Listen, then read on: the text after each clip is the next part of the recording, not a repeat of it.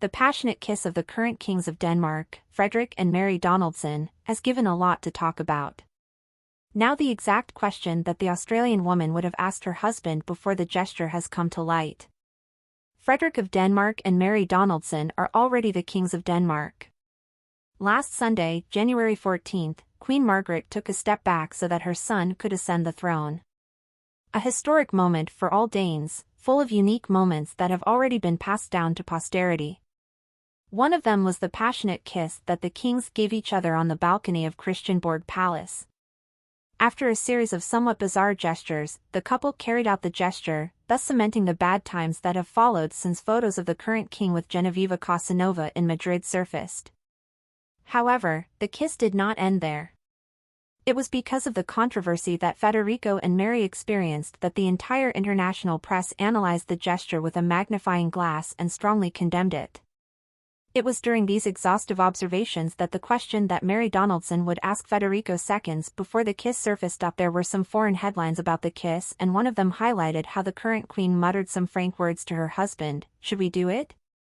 A simple and clear question, but it suggests that the kiss was not as spontaneous as the kings of Denmark wanted us to believe.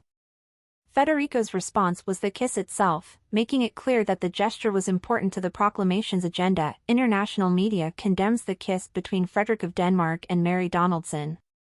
Ever since photos surfaced of Federico and Genoveva walking and sleeping in Madrid, media attention has focused on the royal couple.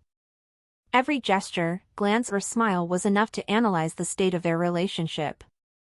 Since it could not be otherwise, the kiss was analyzed by dozens of media outlets in different countries. Most of them claimed that that kiss seemed planned.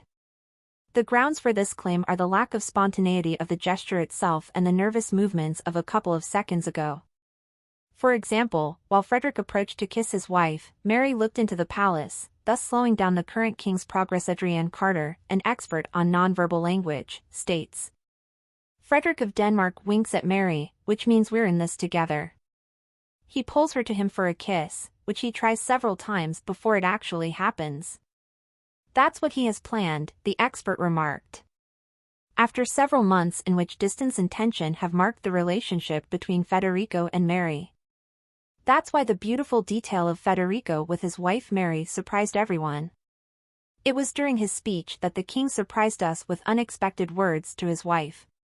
First, Federico addressed his mother, who became one of the longest-lived queens in Europe.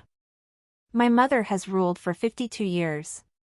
For half a century she has kept up with the times," Maria's husband began.